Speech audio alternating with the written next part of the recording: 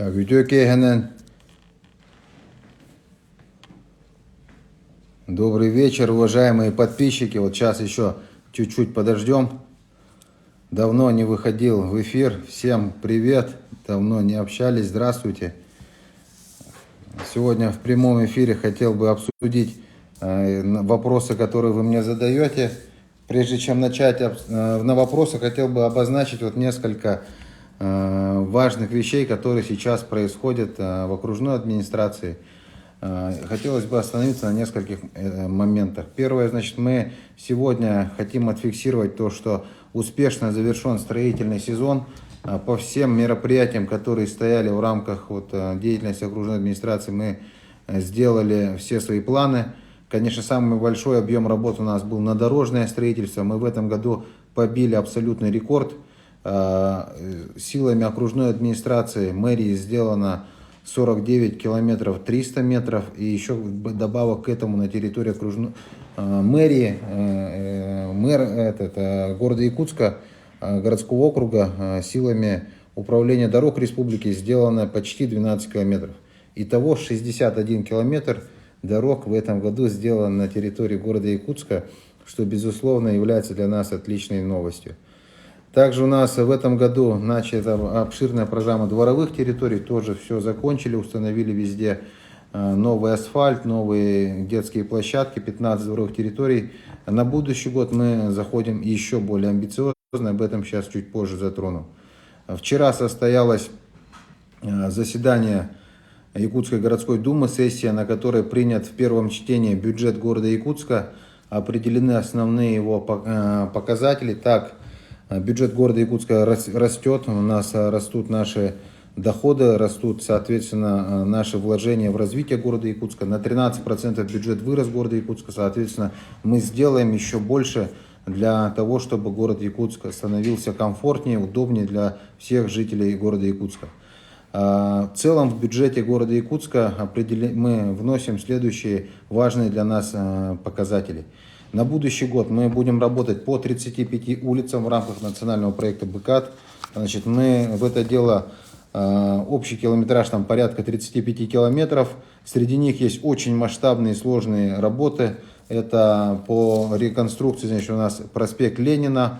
Это у нас подъездная дорога к Речевой школе, улица Каландрашвили, начата уже Федора Попова, улица Пояркова, улица Пирогова будет, улица Ильминская, значит, Очиченко, улица Труда, значит, вдоль озера Щорса улицу сделаем. Ну, таких улиц 35. В общем, мы на будущий год захватываем довольно сложные улицы. Также мы в следующем году сделаем 75 дворовых территорий, 75. Здесь удалось аккумулировать 3 больших источника. Ранее мы реализовывали по работе программы «Мой двор», программа Арсения Сергеевича Николаева, нашего Илдархана, по которой ежегодно была поставлена ремонтировать по 30 дворовых территорий на территории города Якутска. Значит, мы в дополнение к этой программе сейчас будет реализовываться программа дальневосточная «1000 дворов». И по этой программе мы реализуем в следующем году 75 дворовых территорий. На эти цели будет направлено более полумиллиарда рублей.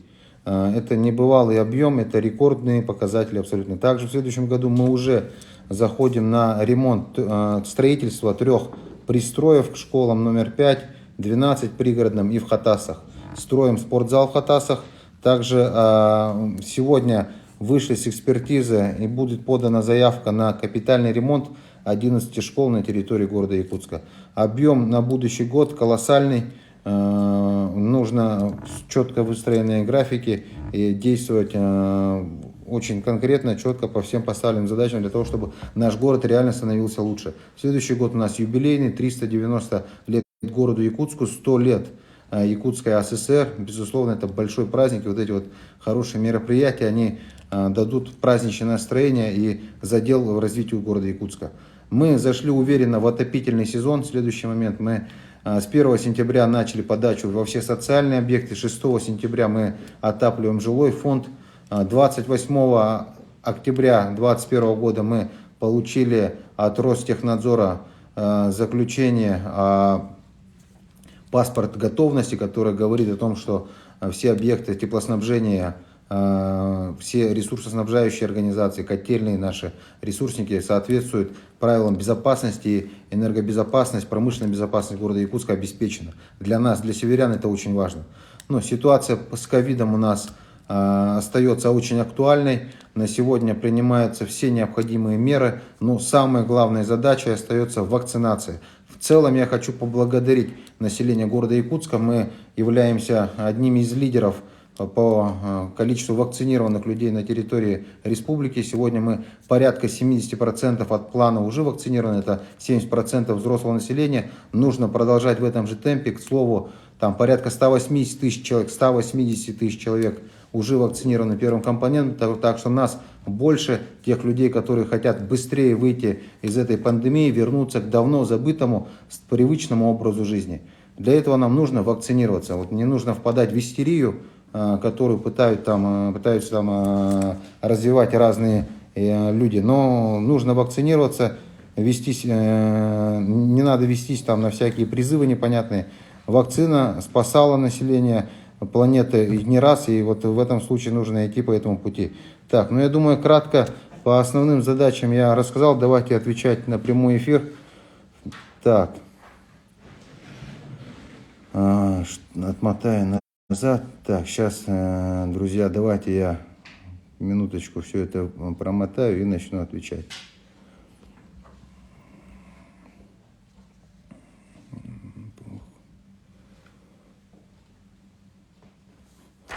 Вот мне отписали, спасибо. Строительство мэрии в 17 квартале, будет ли снос? Да, значит, по 17 кварталу действительно мы эту задачу для себя ставим. Более того, мы в этом году уже начали работу по расселению 3 домов, которые стоят на перекрестке улицы Жарницкого и Пионерского. Но жители этих домов прекрасно знают, мы в 2022 году эти люди переселяются, 3 многоквартирных дома, 134 миллиона из городского бюджета были направлены на эти цели. Значит, мы, как только переселим этих людей, начнем там строительство нашего административного здания. Зачем нужно здание для мэрии? Очень просто. Сегодня задача номер 1, которая ставится, это значит, сделать толчок в развитии 17 квартала, территориальное развитие 17 квартала. Если внимательно посмотреть на карту нашего города, то современное месторасположение 17 квартала, оно является, в принципе, транспортно доступным. Мы для этих целей сделали 4-полосное окружное шоссе. В планах у нас расширение улицы Жарницкого и, соответственно, с развитием Мархи, района Порта, Хатынурянского, Курнатовского, Белого озера, Мархи и поселка Газовиков, это в принципе становится ближе и к центральной части. Поэтому мэрия на 17 квартале это оправданное решение. Раз, для того, чтобы развивать 17 квартал. Два, для того, чтобы сегодня собрать все разбросанные по городу структурные подразделения. Сегодня по 15 адресам сидит мэрия. Соответственно, из года в год растет наш город. Это очень хороший тренд. К слову, мы в год растем примерно на 7-8 тысяч человек. Прибавляется за счет миграции, за счет рождаемости. Соответственно, функции, которые необходимо решать, они растут. Поэтому за последние 20 лет город вырос 2 раза. Я повторяю это уже в который раз. Говорю, что город вырос почти на 200 тысяч человек. Поэтому сегодня, собрав все эти структурные подразделения в одном здании, мы начнем работать быстрее, эффективнее, дешевле все это будет дело обходиться для бюджета. Соответственно, город станет лучше только от этого. Что будет с этим зданием, в котором мы сейчас сидим, Ленина 15, я считаю, что оно должно быть удобным для населения. Сегодня уже люди годами привыкли сюда ходить, поэтому мы его сделаем в формате МФЦ, чтобы сюда ходили люди, обращались в школьный отдел, дошкольный отдел, надо какие-то услуги свои получали. Это все после того, как мы уедем к бэк-офисам в квартал, фронт-офис, то есть то, что работает с населением, соберем здесь в центре города. Так, долго ли выдержат новые дороги? Новые дороги у нас все подлежат обязательному гарантийному сроку. Мы это дело неукоснительно выдерживаем. Если кто внимательно смотрит за нашими работами по национальному проекту с 2019 года, мы неукоснительно каждый год заставляем всех исправлять гарантийные обязательства. Только По этапу 2019 года мы заставили отдельных людей переложить там практически 20 тысяч квадратных метров, 20 тысяч квадратных метров асфальта, порядка 10 тысяч квадратных метров тротуарной плитки. Это все бесплатно за счет гарантийных обязательств. Поэтому 4 года у нас гарантия на верхний слой и 8 лет на дорожную одежду. Поэтому все эти неукоснительно требуем. Ну и сегодня с развитием социальных сетей и прочего огромное количество внимания уделяется самими жителями, которые живут где-то рядом с дорогой. И поэтому, в принципе, мы все вместе держим это все дело под общественным контролем, под контролем служб, которые должны видеть это. Когда откроют теплую остановку школы номер 10? По теплым остановкам ситуация следующая. Мы в этом году действительно начали работу по теплым остановкам. Вообще в городе существует 41 теплая остановка, из них 20 в этом году мы построили. На сегодняшний момент работают из этих 20 новых построенных 3 остановки, остальные начинают подключаться к электричеству. Здесь нужно понимать то, что подключение к электричеству осуществляет Якутскэнерго. Это очень регламентированный процесс, который требует времени. Да? Там разработка проектно-сметной документации на основании технических условий, дальше подключение, по физике там, протянуть провода, дальше все это дело сдать и открыть. Процесс этот будет завершен там, в части из них уже на этой неделе открываются, на следующей неделе начнут открываться. Ну и так планово до середины декабря мы все остановки, которые были построены в этом году, откроем. Да, но из-за того, что этот процесс начался только в этом году, этот процесс он требует донастройки. Со следующего года вся эта работа будет вестись ранее, планово. Но никогда в нашем городе в таком объеме теплой остановки никто не строил. Это все начинается первые шаги, поэтому, безусловно, есть какие-то нюансы, которые будут улучшаться для процесса. Мост у Прометея спрашивают. Да, мост у Прометея мы планируем строить. Осуществили туда выезд, рассмотрели 3 возможных варианта. Из этих 3 возможных вариантов выбрали один, по которому сейчас будем двигаться. Мост через связывающий Прометей автодорожный и Залог. Он необходим, потому что сегодня на территории Залога уже активно ведется застройка. Крупные застройщики строят многоквартирное жилье. И по генеральному плану весь Залог у нас в категории G6, то есть строительство многоквартирного жилья. Как только там будет построен мост, мы понимаем то, что это позволит разгрузить улицу Чернышевского, улицу Тимирязева, Дежнева. В планах эти работы у нас в течение 2022 года сделать проектно-сметную документацию, пройти экспертизу и в 2023 году планово зайти на строительство. Пристрой к школе номер 29 удалось попасть на федеральное финансирование. Значит, мы в этом году планируем это строительство реализовать в 2022 году. В этапе 2022 года начнется эта работа. Почему большие интервалы движения автобусов? По автобусам. Нужно ответить то, что по автобусам ситуация у нас следующая. Мы сегодня в городе Якутске работаем 18 маршрутов городских.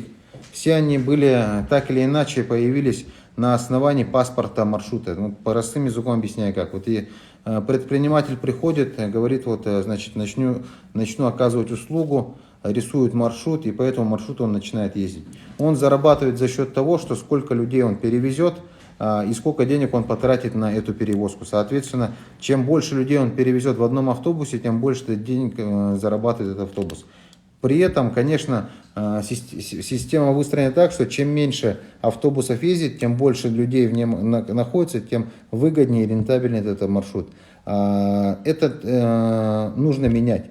Кардинально нужно провести реформу. Для этого необходимо перейти на тот подход, когда предприниматель будет заинтересован не в том, что сколько народу у него сидит в автобусе, а в том, чтобы он исполнял графики и получал за это финансирование уже с бюджета, и при этом бюджет полностью контролировал качество, чистоту, значит, график исполнения маршрута. Это называется нетто или брутто контракты.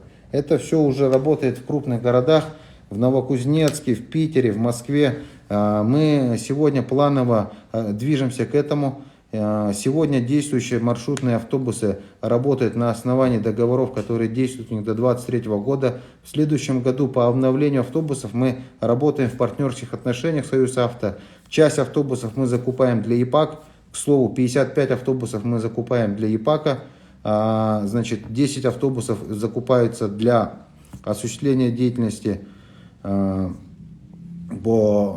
межмуниципальным проездам и 35 автобусов для Союзавто. Поэтому в следующем году 90 новых автобусов появятся на территории города Якутска. И мы эту программу планируем реализовывать в течение 3 лет, чтобы обновлять полностью весь автобусный парк на территории города Якутска. Так, следующий вопрос. Когда так, оплата повышается за проезд. По оплате за проезд вопрос действительно очень актуальный.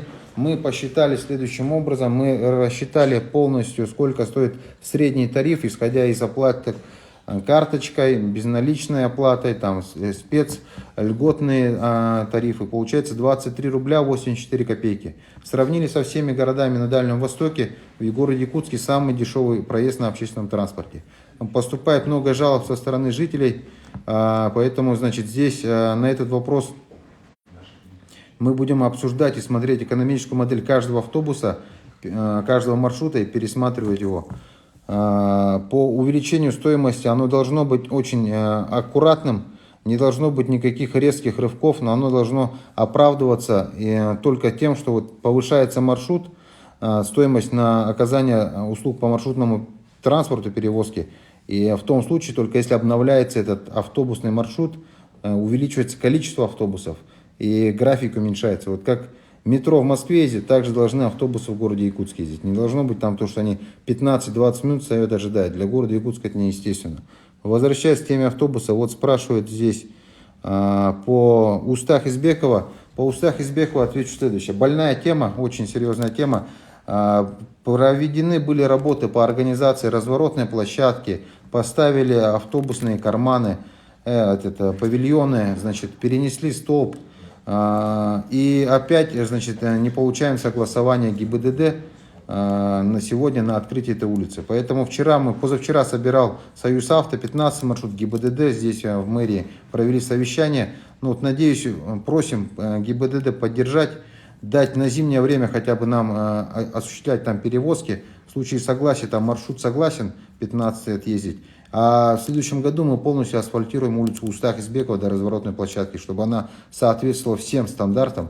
В план работы она уже включена, поэтому всем жителям, вот, живущим на Устах Избекова, хорошая новость. В следующем году полностью ваша дорога будет асфальтирована, для того, чтобы уже у надзорных органов не было претензий по организации перевозок общественного транспорта. Однако мы живем в условиях севера. Сегодня картина, когда видишь, люди там, детишки особенно идут там зимой в мороз к автобусу, но это, конечно, не должно быть так. Нужно максимально развивать маршрутную сеть транспорта. Так.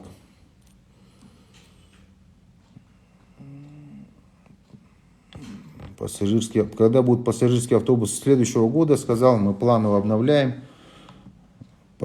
Теплые остановки, да, мы ежегодно будем добавлять и в пригородные тоже автобусы. Кто ведет ваш аккаунт в Твиттер? В Твиттер к аккаунту вообще никакого отношения не имею. Мне периодически люди отправляют оттуда скрины всякие. Смешной человек какой-то ведет этот аккаунт. Надеюсь, он поднимает вам настроение. Я никакого отношения к этому аккаунту не имею.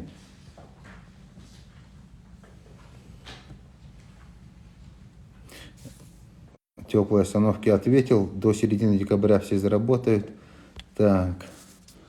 По землям для многодетных. Да, по землям для многодетных хотелось бы ответить следующий вопрос. Вот мы в этом году достигли большой договоренности с Росимуществом.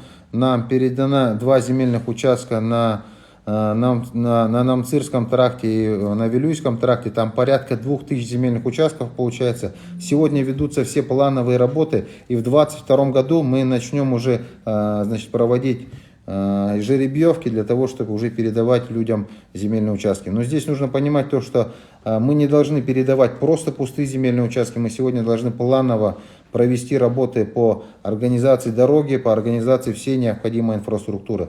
Электричество и газ. Так. Школьникам из многодетных семей почему проезд убрали в автобусах? Нет, из многодетных семей школьники у нас имеют проезд в автобусах. улица Чернышевская будет реверсивной. Да, по улице Чернышевского мы от реверсивного движения решили сегодня, в принципе, ситуацию поменять. Как вы все знаете, сегодня по Чернышевскому введены ограничения. Мы совместно с водоканалом сейчас ведется работа по строительству третьего канализационного коллектора. Это один из важнейших инфраструктурных проектов современности города Якутска. Помимо этого мы параллельно изменяем ось улицы для того, чтобы расширить по 4 полосы. Уже сегодня ведутся работы по граддокументации для того, чтобы часть земельных участков могли быть изъяты под муниципальные нужды. Там часть из них будет определены по красным линиям и будет изыматься для расширения улицы на 4 полосы. Чернышевская будет не реверсивная, Чернышевская будет 4-полосная. Когда заасфальтируют улицу Лонгина, по улице Лонгинова в сторону Сайсар мы в следующем году заходим на Устах Избекова, и так потихонечку, конечно, будем этот каркас выстраивать. Почему не убирают со дворов металлические гаражи? По металлическим гаражам мы работаем ежегодно эти гаражи вывозятся. Но нужно, к слову, обращаться в территориальные органы управления. Если где у вас проблема с гаражом, напишите. У нас сегодня в эфире участвуют наши все практически структурные подразделения. И отфиксируют для себя и выйдут потом к вам в директ или, если укажете номер телефона, по номеру телефона. Остановки откроют в течение до середины декабря. Так. Хатас многодетным дали участки, газ в этих многодетных будет подключен. К слову, сегодня работы завершены и по микрорайону Северный, по газификации, по дорогам, по освещению. В ближайшее время начнем газифицировать дома в микрорайоне Северный.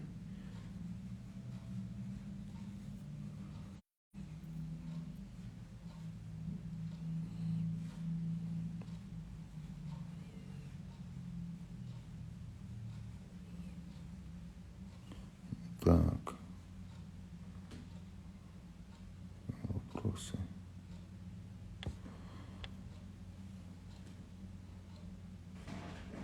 Насчет коррекционной школы. Сегодня у нас по коррекционным школам, у нас задача СКОШ номер 4, сейчас на Пирогова, на Сергеляском шоссе, 34-й СКОШ. И по 22-й, необходимо смотреть сейчас по определению очередности. В первостепенной очереди у нас стоит СКОШ номер 4 и 34. Мы их уже снесли, и сейчас первым делом будем строить их. По адресам переселения прошу тогда ДЖО смотреть и отвечать. Я сейчас на память не помню. У нас по переселению в целом ситуация идет масштабная работа. Так, вопрос собак. По собакам нужно понимать следующее. У нас в городе Якутске отловом собак занимается общественная организация «Помоги выжить». Они сегодня являются эксплуатантами пункта передержки животных. Город Якутск с ними имеет соглашение, а по этому соглашению уже начиная с января по конец ноября оказаны услуги на сумму порядка 22 миллионов рублей. На эти суммы доставлено порядка 2200 собак. Из них практически 1200 собак обратно выпущены на свободу. Часть из них обрела новых хозяев, часть из них остается сегодня в стенах ППЖ. Поэтому до конца года еще планируется выделение средств. На будущий год будут выделяться еще средства, по этому вопросу работаем. Но поступает много жалоб от граждан. Действительно, мы понимаем то, что эффект от чипирования, эффект от стерилизации, эффект от того, что эти собаки выпускаются и не размножаются в естественной среде, он получится не сразу же. Нужно подождать определенное количество времени, тогда популяция будет естественным образом падать. Вместе с тем мы должны сегодня усилить уже работу дополнительным отловом, поэтому обсуждается идея строительства или выделения еще одной организации, которая поделить город на север и на юг, чтобы две организации работали, но город охватывали с разных его сторон. На это решение мы, скорее всего, реализуем в 2022 году, сейчас активно прорабатываем этот вопрос. Вопрос алкоголя. Вопрос алкоголя здесь, прежде чем начать, я хочу сказать следующее. У нас принята общая установка во всех нестационарных объектах, то есть киоски или прочие магазины, которые не являются объектами капитального строительства, имеют договора аренды, если мы фиксируем, что они продают алкоголь, решение только одно. Мы расторгаем договор и добиваемся вывоза этого НТО, либо сноса. У нас не должно быть НТО, торгующих алкоголем. Если мы такое видим, оно не будет работать. Наша задача в принципе сделать так, чтобы точек, продающих алкоголь в городе Якутске, было меньше. Для этого мы сегодня проводим полномасштабную работу по изменению наших законов муниципальных. Мы меняем постановление 316-П, которое определяет расстояние от социального объекта до дверей магазина, торгующим алкоголем. Мы увеличиваем по всем категориям до 100 метров дополнительно. И измеряем уже не по шагам, там можно с заборчиками сделать зигзаг, а по прямой, по радиусу, чтобы все было по-честному. Вот, и чтобы новых магазинов точно не появлялись. А по всем по старым, где будут фиксироваться нарушения, мы еженедельно на планерке запрашиваем у МВД информацию, где были замечены нарушения по продаже алкоголя. Будем неукоснительно добиваться того, чтобы они лишались лицензии, то есть не продавали алкоголь. Поэтому здесь вот мы должны все вместе сказать, что вот по правилам нашего общежития в городе Якутске нам не надо столько магазинов, торгующих алкоголем, нам лучше давайте спортивные площадки, детские площадки. Так, также внесли предложение в Илтумен по рассмотрению площади, значит, наливаек этих лжекафе, которые не должны располагаться на территории многоквартирных домов, не то что внутри дома, а даже на территории. И должны иметь большую площадь зала, чтобы не было там двух пластиковых столов, которые якобы являются кафе. Так. Прошу Садухина, прошу разобраться с подъездными путями.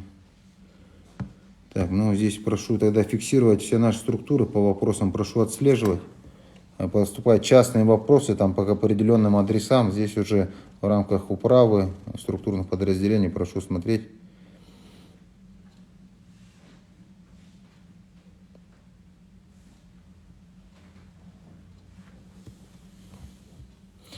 Плохо чистят дороги. Так, по плохо чистят дороги здесь, смотрите, мы что делаем? Мы сегодня, город чистится Якутдорстроем, нашим предприятием, за что им большое спасибо. Также у нас отдельно территориальные органы управы отыгрывают пригороды, отыгрывают контракты, и во всех округах у нас начинают появляться муниципальные дворники. В целом мы понимаем, что нужно учиться, становиться лучше, поэтому сегодня мы плотно работаем, начали работать с лучшими практиками в нашей стране. И сегодня у нас наши сотрудники находятся в городе Тюмени, изучают практику того, как они делают зимнее содержание. И мы будем брать лучшие практики.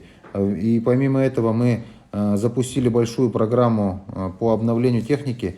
На будущий год мы закупаем 119 единиц новой коммунальной техники. Это очень большой объем. 119 единиц новой коммунальной техники для жилкомсервиса и для Якутдорстроя в следующем году появится на улицах города Якутска, чтобы, безусловно, сделать чище город. Так. Так.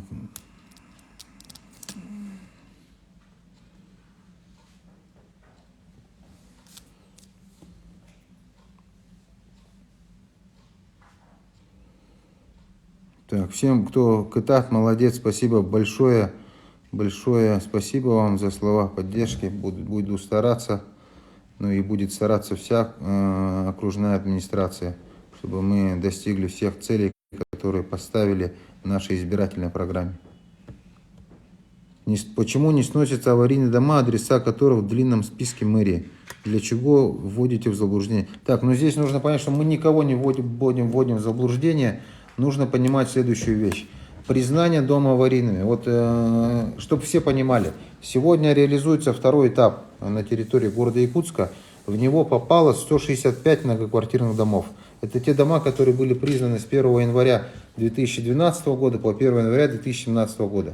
Вот все собственники сносятся, собственники собираются, решают, что да, дом в аварийном состоянии, нужно пройти обследование и признать его аварийным. Все, кто это сделали, это всего 165 домов. Там общее количество домов 1135, то есть практически 900 домов остались непризнанными аварийными.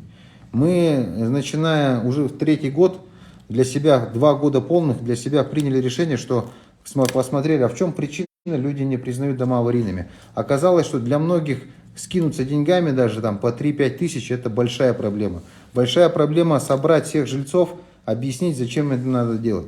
И когда мы увидели эти основные причины, мы приняли для себя решение принципиальное, что мы будем делать эту работу всю за вас, за людей, за граждан, которые проживают в этих домах. Мы сначала спонсорской помощью находили людей, которые предприятия платили за людей, потом заложили в бюджет эти деньги, и сегодня мы признаем дома аварийными сами. Людям надо всего лишь написать заявление. И так за 2 года мы признали почти, на текущий момент, почти 900 домов аварийными признаны. Это для того, чтобы в реализацию следующего этапа все попали. Надо проявлять, вот все, кто проявили инициативу, признали дома, они вот попали в аварийное жилье, поэтому здесь никто никого не ставит в заблуждение. По мере возможности, как это можно сделать быстрее, мы в рамках интересов людей делаем все, что от нас возможно.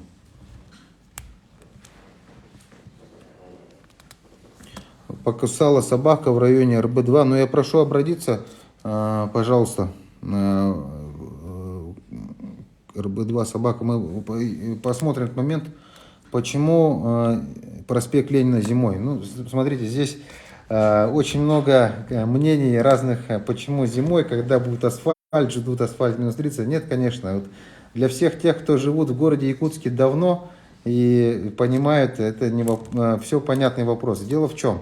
Мы живем на вечной мерзлоте. У нас для того, чтобы дорога или здание оставалось стабильным, надо, чтобы вечная мерзлота внизу оставалась вечно мерзлой. Зимой и летом она должна быть постоянной, перманентной. Для этого, для того, чтобы дорога была сделана качественно, проводится изыскание. Бурятся лунки и смотрится, в каком состоянии грунт в каждом определенном месте. По всему проспекту мы сделали изыскание всего проспекта и выделили участки, где грунт оттаял. А оттаять он может там потому, что под ним лежит коллектор, множество инженерных сетей. И все те участки, которые оттаяли сегодня, мы решили поменять грунт. Поэтому выкопали все, заменили грунт и положили экструдированный полистирол зимой, чтобы не было растепления и грунт оставался мерзлым. Мы его заморозили полистиролом, засыпали обратно всем необходимыми слоями геотекстиля, щебенки, утрамбовали и все. Эта вечная мерзлота останется вечно мерзлой. И уже в следующем году летом мы на этот пирог положим асфальт. Поэтому эти работы необходимо делать зимой. Надеюсь, объяснил так, что поняли все. Так. Школа и сад в Сатале. Да, Сатал сегодня у нас находится в этом внимании. Мы учитываем строительство в Сатале школы. Сегодня работу по строительству школы в Сатале ведем совместно с ВПРФ. Земельные участки определены. Значит, и школа действительно, там детский сад нужны. Уже отдельно практически село образовалось там. Необходимо быстро этот вопрос решать. Но здесь нужно понимать, что изначально при проектировании эти земельные участки были выданы как сельхозназначение, его поменяли, перевели в ИЖС, ну и, соответственно, не были отведены там земельные участки под объекты социальной инфраструктуры, под широкие дороги, чтобы там мог ездить автобус.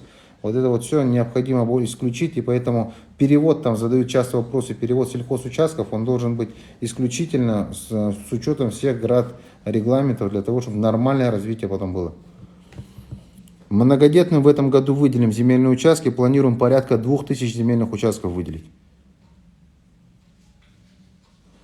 Да, в домах холодно, пожалуйста, укажите адрес, где в домах у вас холодно.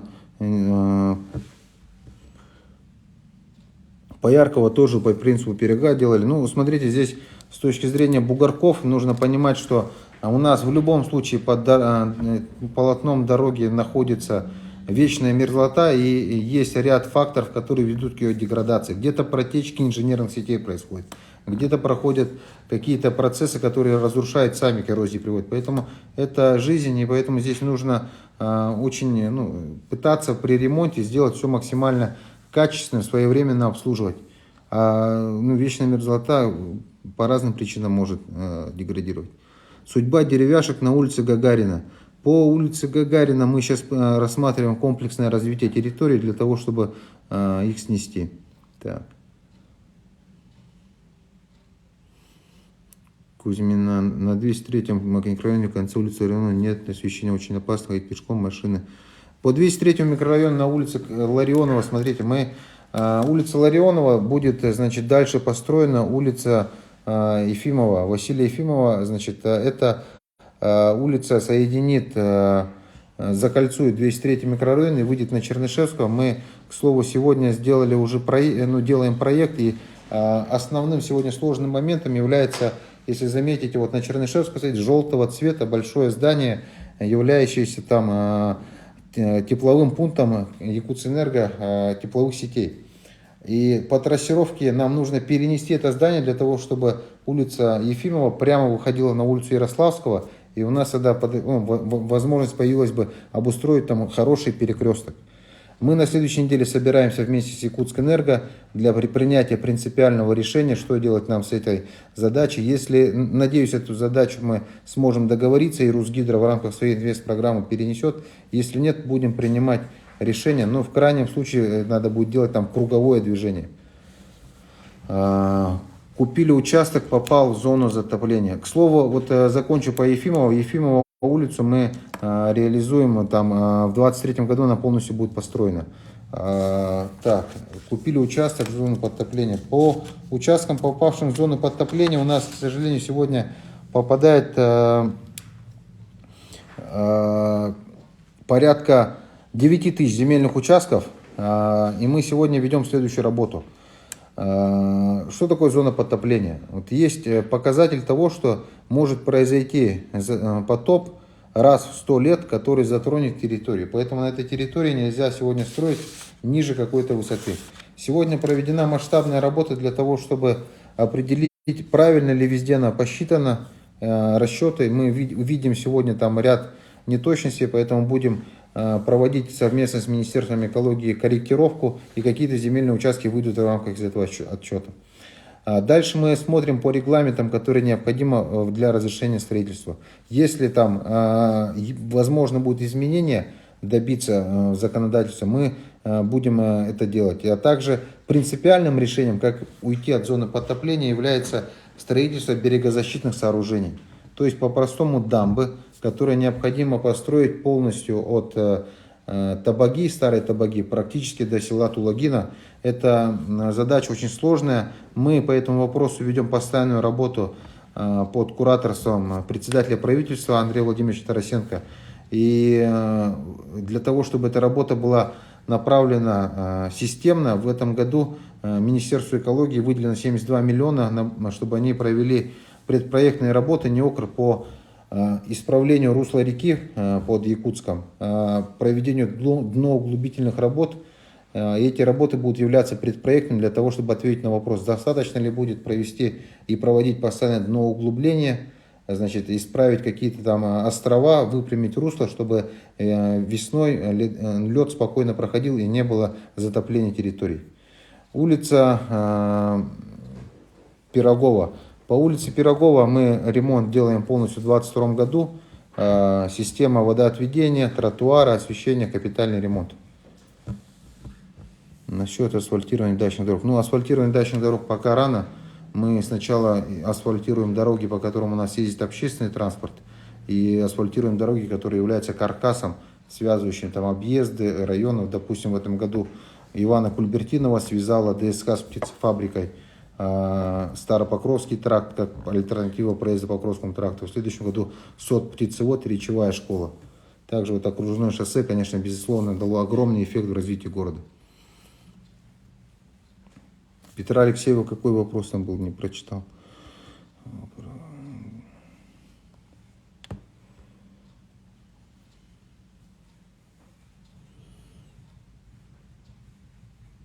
Да, если вы стоите в очереди номер 1128 по многодетным, вы, безусловно, попадете в ближайшие 2000. Мы, безусловно, будем вести максимально открыто, прозрачно, как проходит жеребьевка, распределение земельных участков, чтобы не было никаких подтасовок. Я лично буду за этим следить. Так.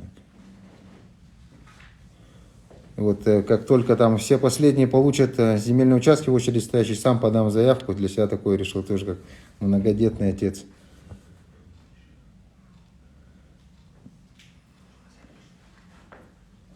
Птицефабрика плохо топят. Прошу посмотреть теплоэнергию, что у вас там с котельной.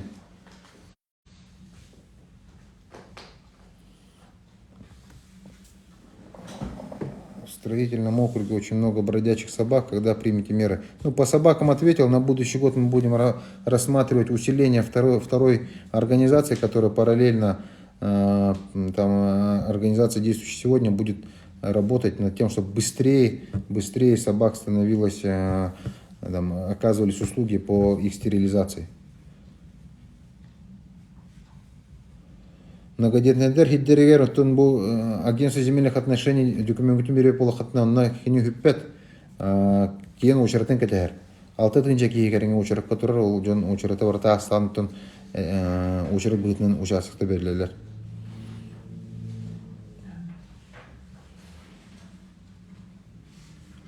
Рдзинского хорошо, знак принято. Так.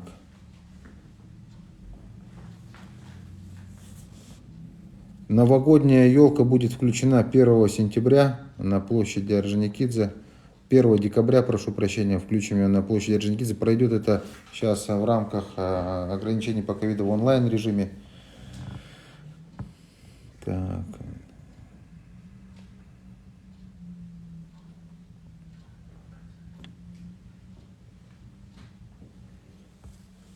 Ну, значит, основные вопросы, я думаю, мы ответили. Периодически буду выходить в онлайн, вопросы отвечать.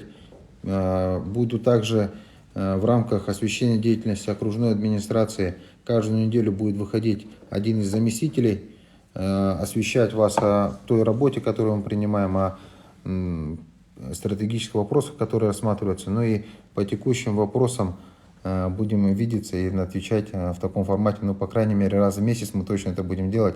Спасибо большое за теплые слова всем, кто поддерживает. Рады работать, стараться во благо развития нашего общего дома. До свидания, Кашфи Хадири.